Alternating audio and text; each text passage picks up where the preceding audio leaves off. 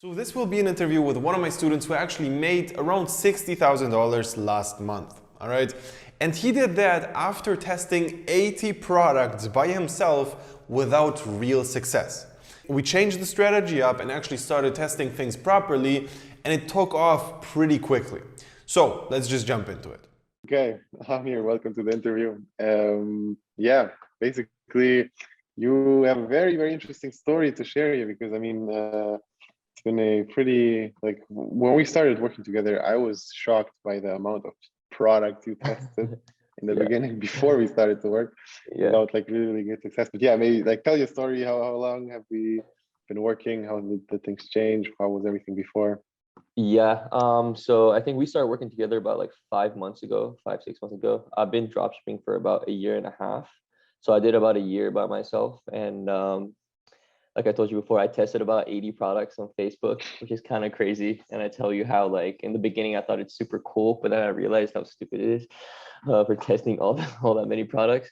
But yeah, and then we started working about 5, 6 months ago, and then something just clicked, and the numbers start taking off. I found a couple of small winners, but nothing crazy. And yeah, basically after a year, I was like, I need someone who can help me see what's missing, take it to the next level, basically, and then I contacted you, and went from there. Yeah. Maybe you can share your screen, quickly show how things went from there.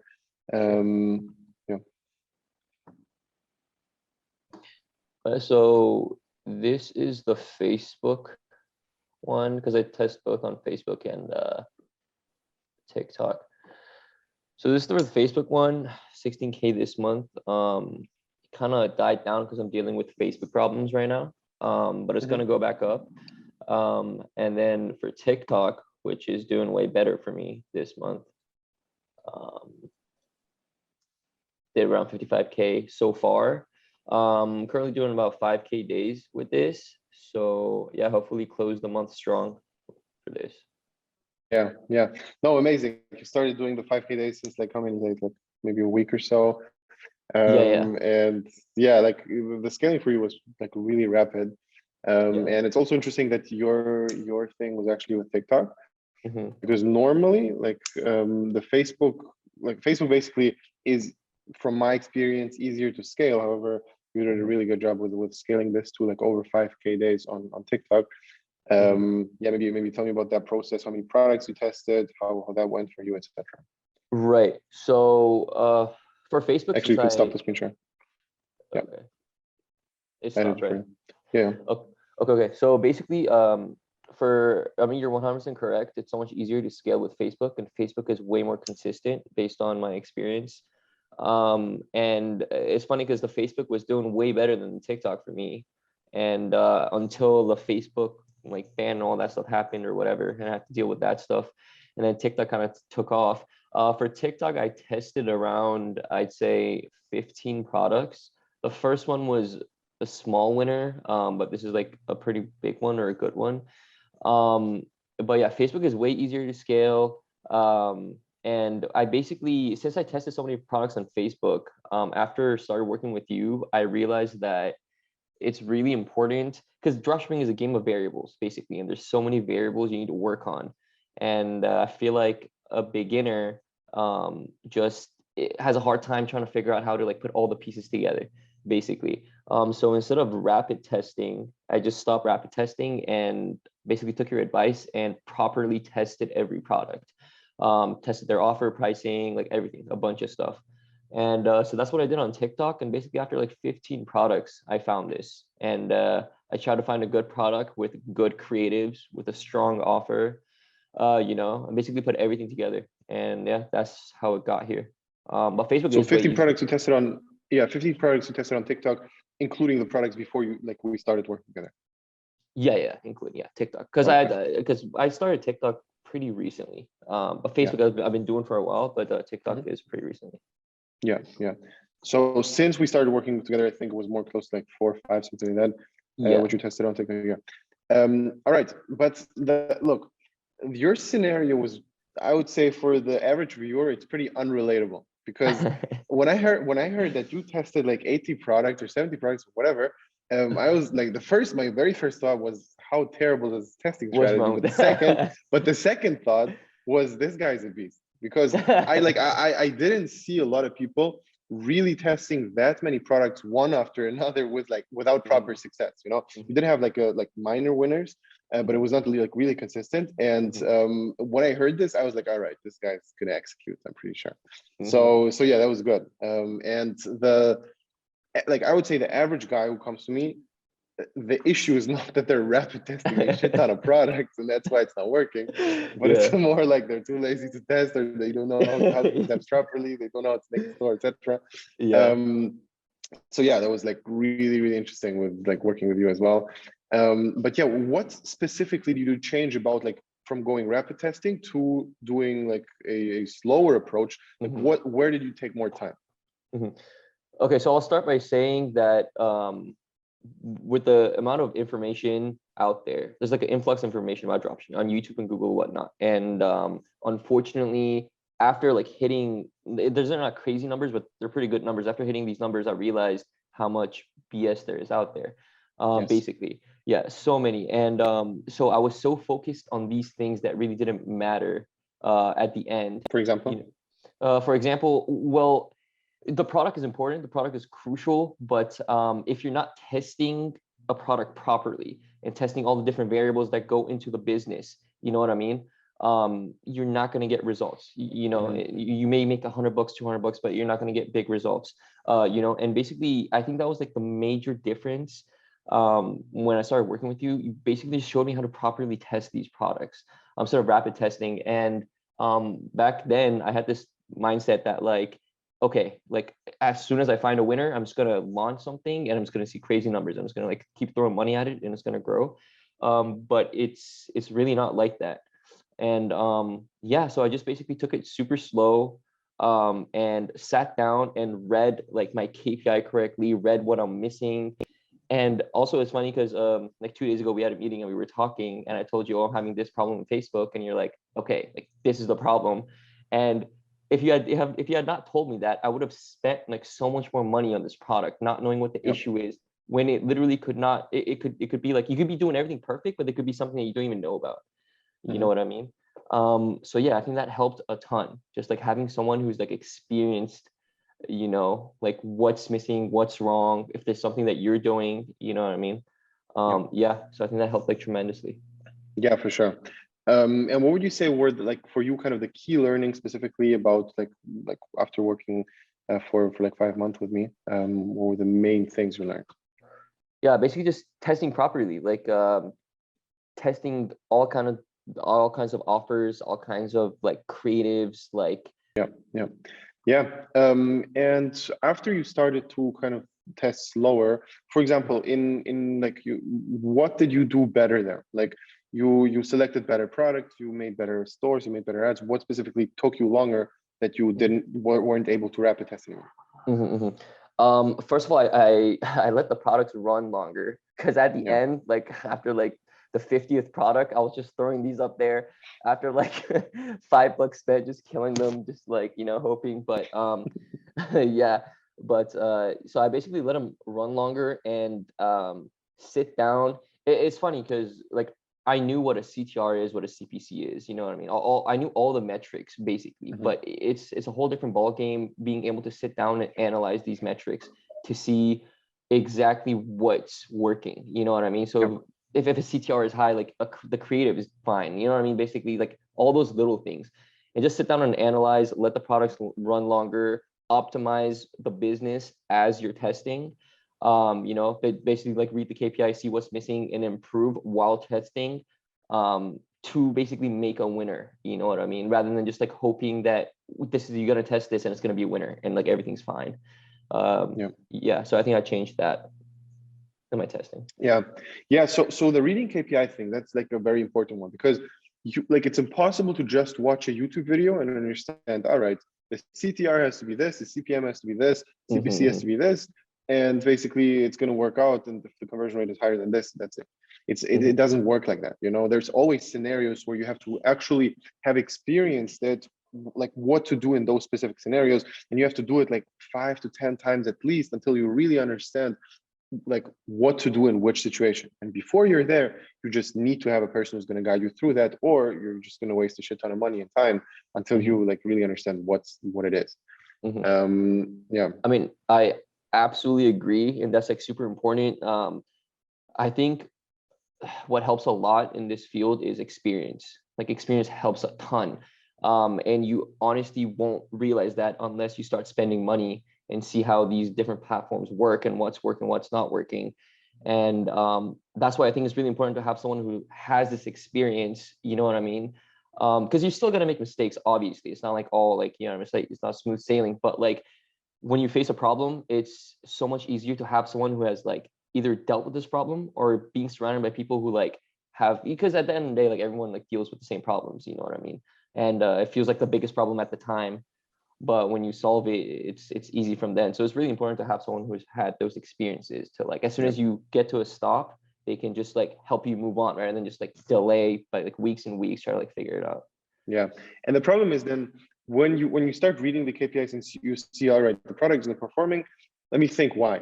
And then you do things by yourself or without really knowing like what you're doing, then you're going to see this thing where you think, all right, I don't like the store, I don't like the ad, I don't like this, I don't like this, and that's why I'm going to change this, and then I'm going to hope and expect another result. When in reality, you have no idea why it's not working, and you need to really dial down why it's not working or why it is working, and how quick you should move on, how long you should stay on a product, and what the priorities of split tests are. And that's actually, I would say, the hardest thing to figure out by like, it's very, very difficult to figure out by yourself, because for me it took years, and for me it basically took years. And after, like, I also had help in the very beginning, like with dropshipping in general. But for like my issue was that after a point, after like my first coaching I did, I thought I know everything, and I started to do shit by myself. That was a big problem, because like I lost hundreds of thousands of dollars of just like stupid mistakes while scaling, because I had no idea what I'm doing still on that scale. Because obviously in the beginning I had help, and the guy helped me to get to like my first like high 5-figure month, the first six-figure month, like everything was great. However, I was not doing that consistently, and on those levels, if you do that, for example, for half a year, if you do 6 figures a month for half a year straight, you're going to face completely different issues than you're facing right now. You know, it's a completely different ballgame. So that's like just generally something you need to really understand. And it's like it's understanding that you getting from A to B is not going to be the thing which gets you from B to C. And that's like actually a big learning for me. That was crucial. But I mean, it's funny you say that, because I thought about this the other day. When you started, I mean, like I said, dropshipping is a game of variables, and there's so many variables. And I'm pretty sure when you did it, when you started, like shipping costs and advertising costs were way cheaper than it is now. So if you like try to test those variables now, you're burning through cash. And I'm not even joking. Like Facebook and TikTok and all these people will like eat up your money, testing all these different things, especially if you don't know what's missing, and you're just like randomly testing, trying to figure out like what's missing. Yeah, for sure. So it's really important to actually, like, at this point, make things perfect where they need to be perfect, and then don't focus and too much energy and too much time on things which don't actually matter. So those, like, this setting of priorities is the main thing. But what would you say are like currently your main sticking points? What's between you and getting to the next level? And I mean, as you progress, I feel like you reach different problems, and at the time, the problem you're facing feels like the end of the world, and it seems like the hardest thing you've ever dealt with. And then when you deal with it, it gets easier. So for example, in the beginning, everybody's like, oh, what's a winning product? And then you understand like there is no winning, but it's like, you know what I mean? It's like, this is a business. You have to like create this whole thing. And then you're like, okay, creatives. But right now it's dealing a lot with the advertising platforms that I'm working on and trying to scale, because like I said, they're totally different, and they both have their issues that you deal with. Like Facebook, everybody knows all the bans and stuff and shadow bans and stuff. And you have to be super agile and be able to like switch super quick. And TikTok is just a pretty fresh, advertising platform, and there's a lot of bugs on it. And as soon as you start spending money, you'll see. So I think those are my biggest issues right now. And I think the most important thing is to be agile and be able to, if you get a ban, be able to like continue, you know what I mean? Have a backup and just keep going super fast. So yeah, that's what I'm dealing with right now. And Chinese New Year and all that stuff and supplies being low. But yeah, that's it. Yeah, for sure. I would also say one additional thing, which like is a big issue for you, is like what we talked about a couple of days ago with the VAs, like outsourcing, and that's a big one. I saw a lot with like a lot of people where like this is like a big disclaimer to everybody watching right now who is at a point where they start making money, however they still do everything by themselves, and that's one of the biggest mistakes you can do, because like what you told me a couple of days ago, that was crazy to me. You're doing like still hours of products, like of customer support every single day, which is just insane, because you don't need to do that. And you need to understand that while like, even though this might sound a little bit harsh, but while you progress in your dropshipping journey and you start making more money, your time becomes more valuable. And your time right now is more valuable than a person who could potentially do the customer support for you, right? And that person, if you pay them $10 an hour, you have this opportunity cost. Like if you would do it by yourself, you have the opportunity cost of like $100 an hour, which you just lose on. So it's really important. You're literally losing like $90 per hour if you don't outsource it, and you have to understand that. And probably it's way more than $100, because if we think into the future, like the thing you're building right now, if you do it properly, it will be worth way more, like 10 years down the line. So yeah, basically, like understanding that there are people who are reliable, there are people who are going to do it at least as good as you, and probably even better than you, is very important. I mean, that's the issue. I think I have trust issues, I guess, and I think if I want to do something correct, I gotta do it myself, which is the wrong mentality, obviously. And why spend a couple hours in the morning responding to customer service when you can have someone do it and just think about scaling, how to better your business. And there's a big difference between staying busy to get that satisfaction of being productive and actually being productive. Like sitting down an hour a day and thinking about like literally just thinking about like what the roadmap is and what you're trying to do can be super beneficial, rather than just like randomly launching stuff or just like staying busy, like answering to customer emails and all that stuff. But yeah, like I'm getting that VA set up. That's good. Basically, it's like after a point, you need to understand that you cannot still be in this like wheel of doing and just being in the daily business. You have to take your time and think, all right, what am I doing? Like what's going on, like a little bit more global, and what's like bigger, and what are the next steps? What do I need to do? What do I need to improve on? And if you, for example, say, all right, my sticking point is that I struggle with the things on Facebook and on TikTok because I get it's not that consistent or whatever.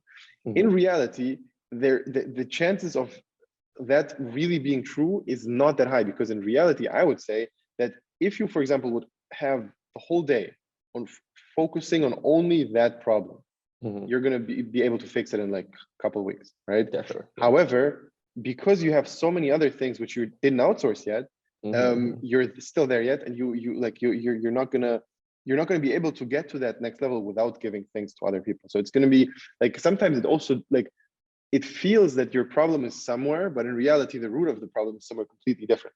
And that's like a crucial thing which I've learned also through like just watching what people tell me what their problem is and versus what the reality of the problem actually is. So because I talk to a lot of people every day through the coaching, I see that a lot, and it's very interesting to kind of see what they think and what's different in reality. I mean, the cool thing is also, like I said, like if you want to do something right, you think you have to do it yourself.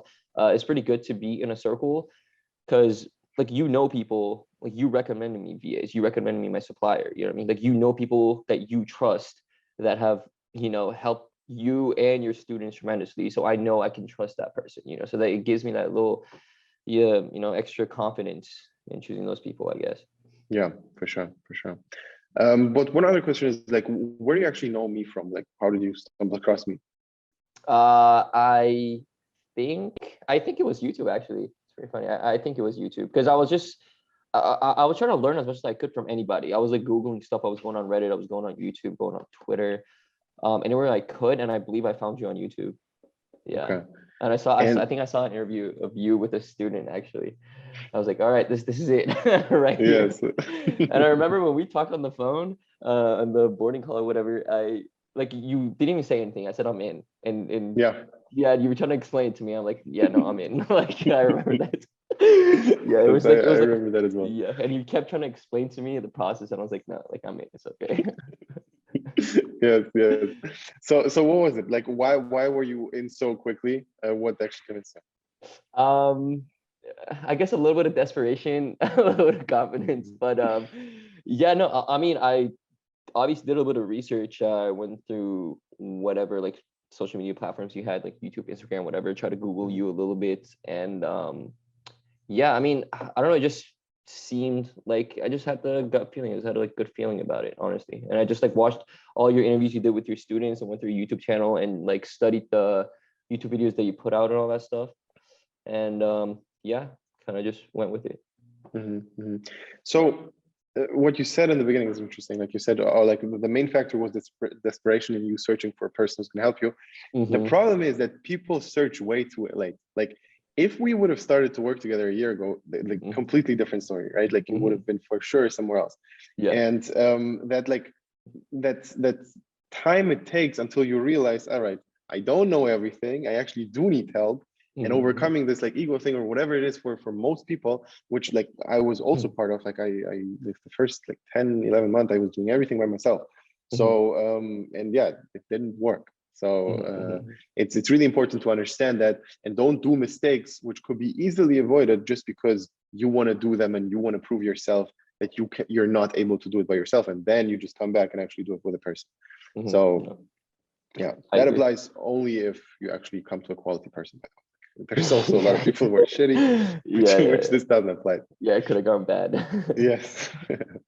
But did you have any concerns going into the program, or were you like, because in the call I remember like you were immediately in, but like before that, did you have any concerns? Yeah. I mean, I feel like obviously there's always a little bit of concern no matter what you do. You know what I mean? Like just a little bit of concern. But at the end of the day, um, not really. I was like I would say 90% confident and 10% like a little bit worried. You know what I mean? Because I was basically all in this business model. You know what I mean? This is Mhm. basically like my future, and this was a big step. Like after doing everything by myself for a year and trying to learn as much as I could, just like rely on somebody is a little scary. But no, I was mostly confident, and I was automatically like, I was introduced to people in the group that are doing really well as well. So that like gave me confidence, you know what I mean? And then I mean, it's definitely really good to like start out with somebody and so they can cut the learning curve. But since I did it by myself for a year, I had a lot of experience, or I at least knew the basics. Mhm. So I'm not even lying. I think one or maybe two products in every list that I sent you has been a winner for me, has been like a small winner for me.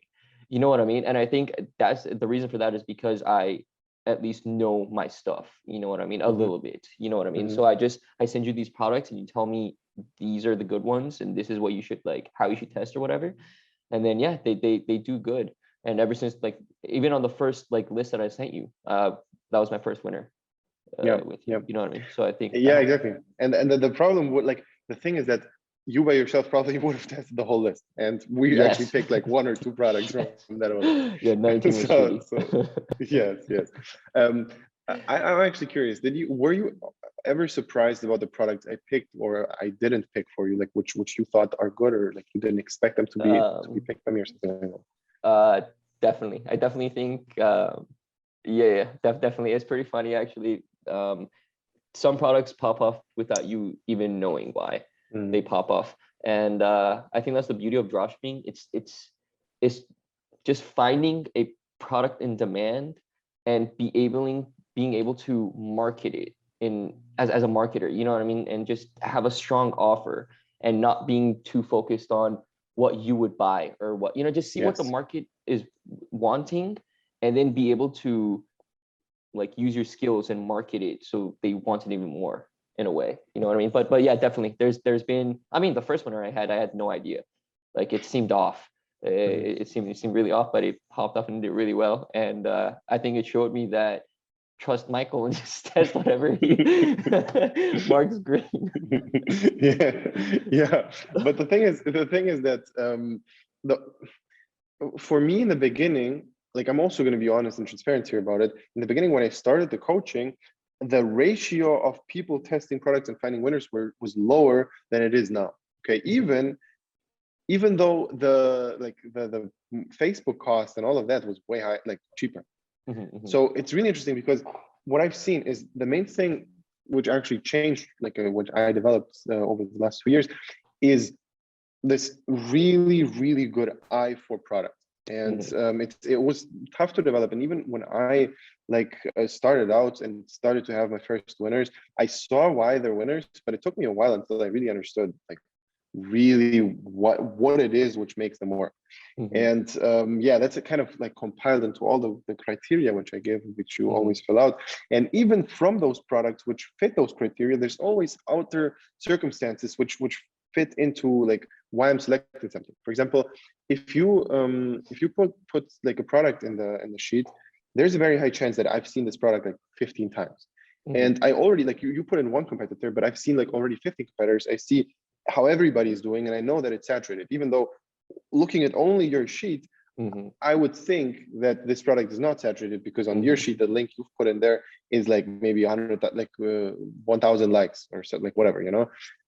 So it might seem like it's not that bad, but in reality, it is, because this overview over like so many things at the same time that helped me out tremendously for the mentoring and also for my own stuff, obviously.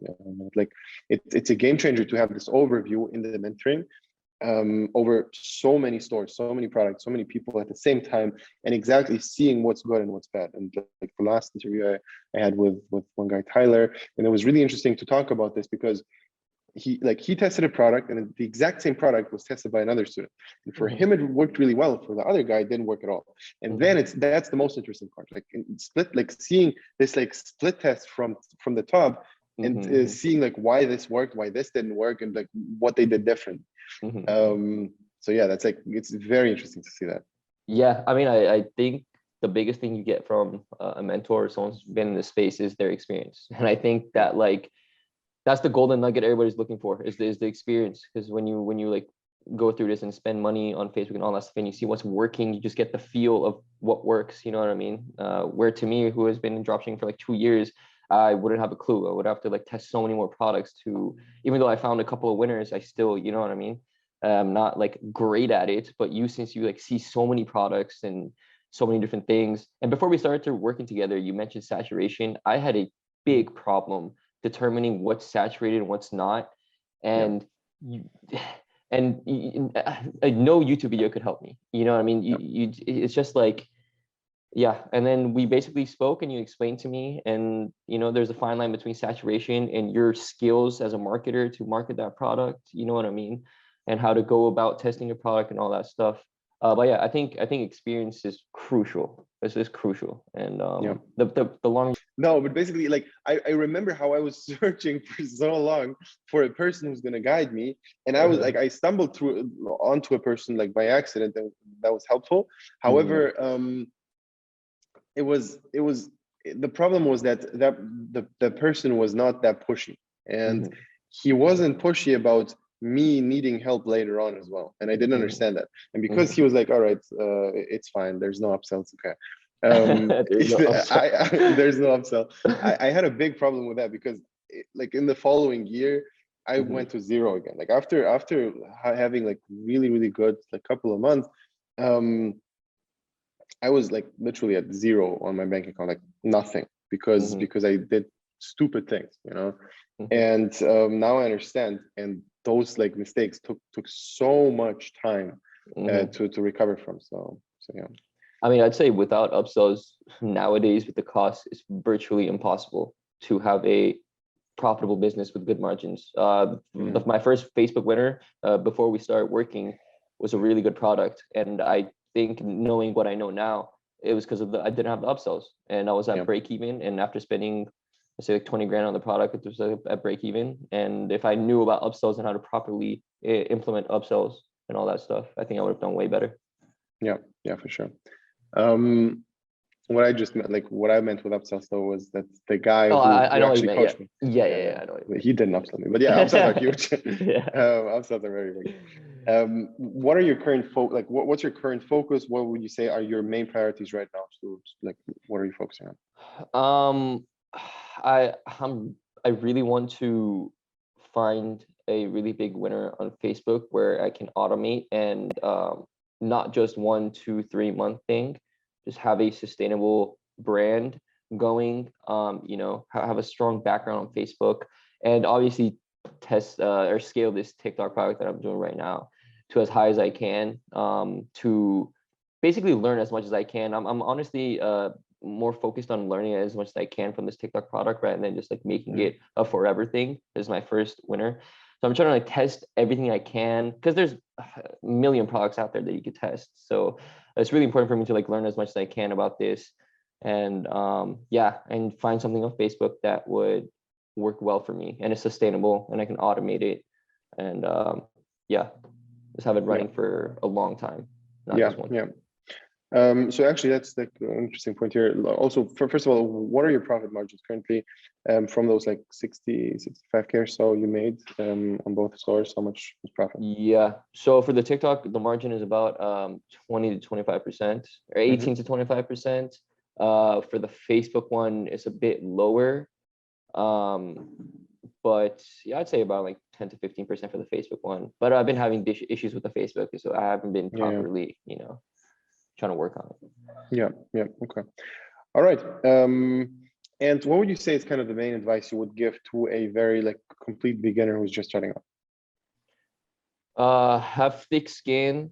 You will face problems, and I said this multiple times, but the problem at the time is going to feel like the biggest problem you've ever faced, and but as soon as you solve it, you're going to be able to solve that for the rest of your life. But the only issue is you're going to face another problem that's going to feel like the end of the world. So just have thick skin, and just keep testing.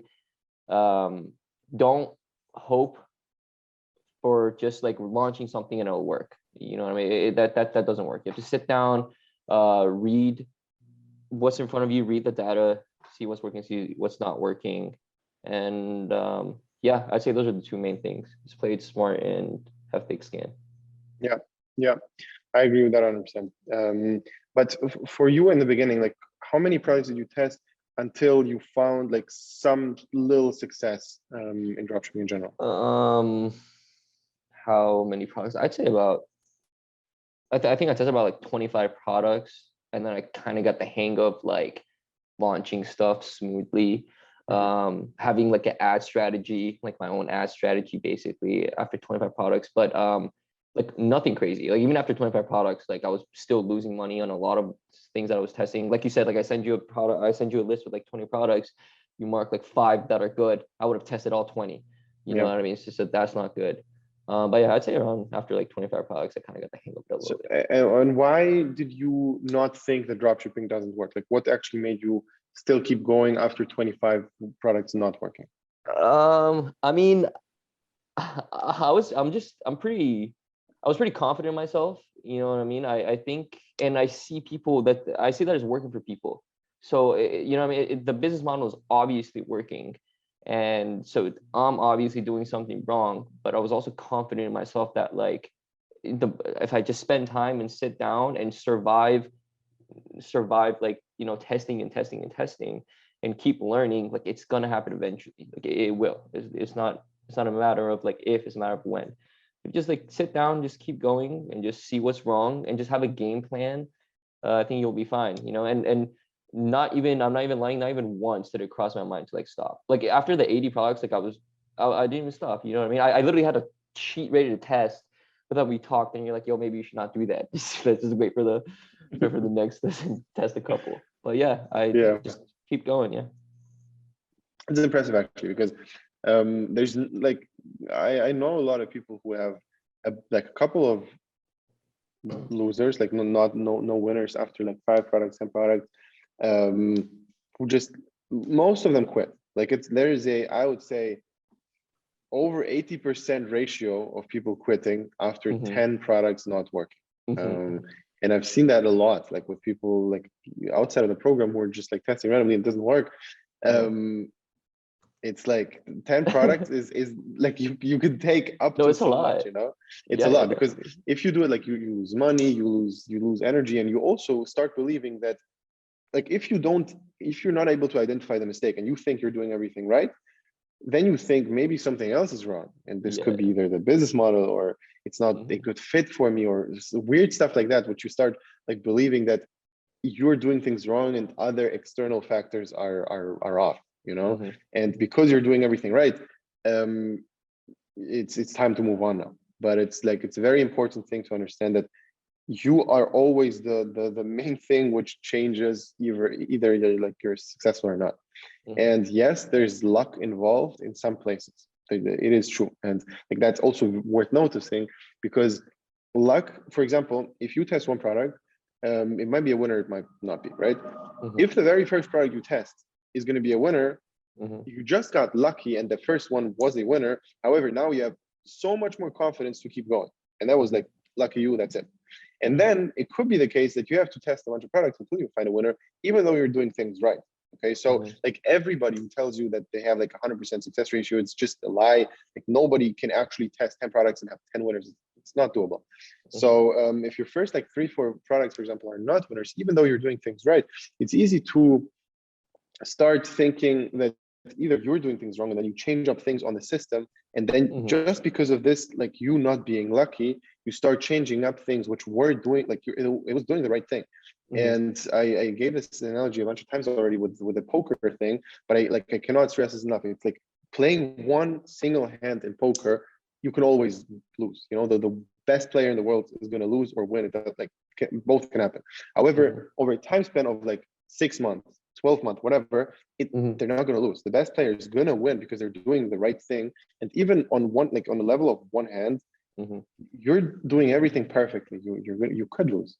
And the same thing is in dropshipping, like 1 product, 2 products. You cannot look at it that's like this super small, tiny fraction of a big picture and think that's it, you know? So, yeah. I mean, dropshipping is hard, man. Like it is hard. It's probably one of the hardest thing I've done in my life. It's difficult. It's not easy. Like don't think, and even if you find a winner, like nowadays, I feel like after like hitting your like first 1K day, you're gonna get hit with so many problems, like Facebook bans, like scaling, supply issues. You know what I mean? So I feel like nowadays, even if you get lucky and your first one's a winner, you probably can't even scale it that high. You know, and yeah, this it's not easy. It's as easy. It may seem easy because a bunch of people on YouTube are talking about it, but it's not. When you sit down and you do it, you realize it's very difficult, and you better be in this like, you know, all in. Just sit down and focus. That's the only way to win. Only way to win. Yeah, for sure. So yeah, exactly. It's either you being all in or you being lucky and hitting something, and then after that you're all in. Yeah. Or it's not going to work out. That's the only two scenarios. Yeah. But yeah, really appreciate the time you took here. Yes, sir. And yeah, like I think it's going to be interesting to maybe do like an update interview in like half a year or so. That'd be crazy. Then $1 million. For sure. I'll see you in a couple of minutes on the next call. All right, bro. Bye. Bye.